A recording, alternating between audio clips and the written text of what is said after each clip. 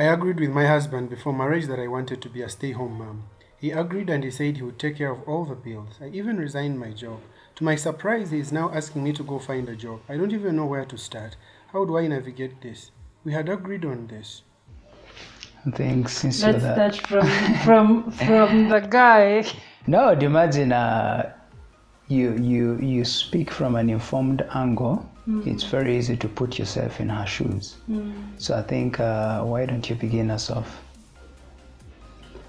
I think the fact that the guy is saying the lady should get a job, she could think through her interests. I mean, it's good to work. If you have raised the children, they are at a certain stage where you're comfortable, that they can go, they can stay home without worries. And yes, the pressures sometimes are too much. So it's good that you actually go and make money to complement your husband. So I would want to tell this lady that it might not be coming from a bad place, like Simo Mutima movie. It's where you find that the guy is really struggling and needs support, needs help.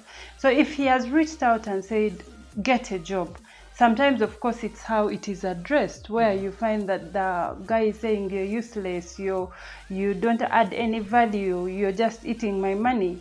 Then look at it and go and find something to do. So finding something to do might need you to go and scale up, get new skills, find interest around what businesses you can run. Instead of saying, I can't get back in the corporate world, there are businesses that you can do at home, baking, different things. So I think she can start from there, and it wouldn't hurt for her to go back to work. Yeah, so ideally it's maybe the definition of the work is what needs to be settled out. It does not necessarily mean going back to where she was, because I think in her mind it becomes very hard to, you're telling her to go back to what she left behind. But work could be, I think it's something that brings, it's an income stream. So like you're saying, let the beginning point be on what can we start now, what skill can I improve, what can I begin. It doesn't have to necessarily be the corporate world. Yeah. And there shouldn't be a frustration of looking at where we started from, because I think the frustration is coming from brings in the blame. Position of you told me I would never work, I gave up my job. You broke your promise, basically. Now I'm here. It should be in good faith that the guy wants support. It's needed. It's needed, yes. Hi, my wife was all okay until she found a cult church. She is now ever at church, ever praying, taking money to church, even before talking to me about it. What do you do in a situation like this? Has it ever happened to you? I need advice. Let's just even assume that the lady is on the right track. If we are to assume, let's just, even if we are to assume the lady is going to the right church, the easiest way to bring the husband in alignment would be through her actions. Like the guy should be able to clearly see the lady's behavior has changed. She should be able to tell a distinction before joining the church and after joining the church. If she's that vocal and that protective about, it's not the words. Even if there are disagreements, it has to be a point where the man can clearly see a very changed wife in a good way. In a constructive way. Good doctrine, good churches transform somebody for the better. Yeah, I remember a video clip we watched, and this pastor was saying that do not make me your profile picture if you've never made your husband a profile picture. So it goes back to saying that sometimes, okay, what that lady needs is support and prayers for her to see that maybe she's in a wrong group. Because for me, my church will tell me to submit to my husband. I remember, for example, when we wanted to change church and I suggested to my husband, We did not move until he was ready to move. It took him, I think, about 2-3 years. I talked about it and then talked about it.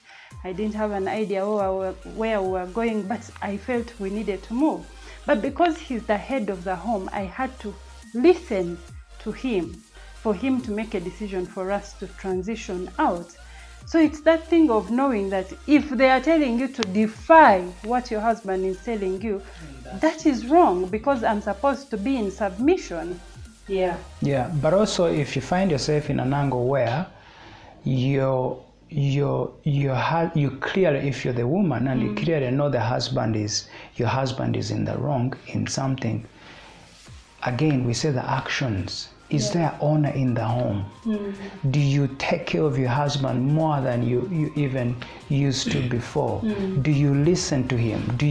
What is your tone when you converse with him? Do you love him unconditionally? Do you love him unconditionally? So for me, it's before we even ask the question of it's really now in this stance to not even what the husband is doing, but if you're the lady and you're convinced you're following the right track, then it's honor. As in, for the sake of the man, don't push it. Stand your ground on what you know is right.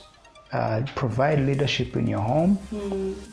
And when the lady also honors the husband, things will be sorted out. But also the man can seek support from like people who are close to the woman, maybe her parents, people that she can listen to, so that the situation is solved. Because sometimes religion should teach us good manners, people. Yeah. My wife is from a different tribe. I have come to realize that they don't like me. And it's like she knew, because they would bring it up, but she never would tell me. And it's just now that she's telling me that she thought it was just a minor issue. What do you do in such a case? Because I always feel unwelcome when near them. We come from different tribes, so he should start it off.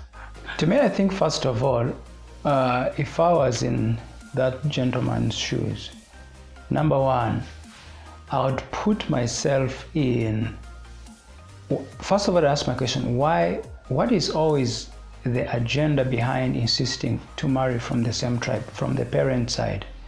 Most times it's because it's the only good people they have seen in their spheres. Yeah. So it's actually not about exactly the culture, but it's about a good person. Yeah. Okay? So that then would release me, if I'm confident that I am actually fit for their daughter, it would be my cushion in trying to, not really proving myself, but in revealing to them who I am. Okay? And in the long run, they will actually get to know me, and most times they get to love me. So most times it's not hating on your culture, on your tribe. It's the comfort of sure. They are not sure that someone from the other side would be that good. But when you cut off those interactions, to begin with, the whole reality in the beginning, it will be awkward.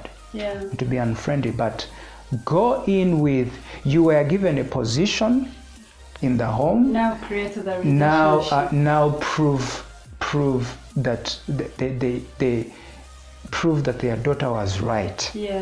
Okay. It's not the pressure to say I have to go out of my way to please them, and no, be yourself. Don't cut off yourself. When you cut yourself off, you're denying them the opportunity to know you. It's painful in the beginning. It's awkward in the beginning. It's uncomfortable. But staying in there, you're introducing yourself to them and giving them an opportunity to know you, and they will embrace you. People embrace who they know.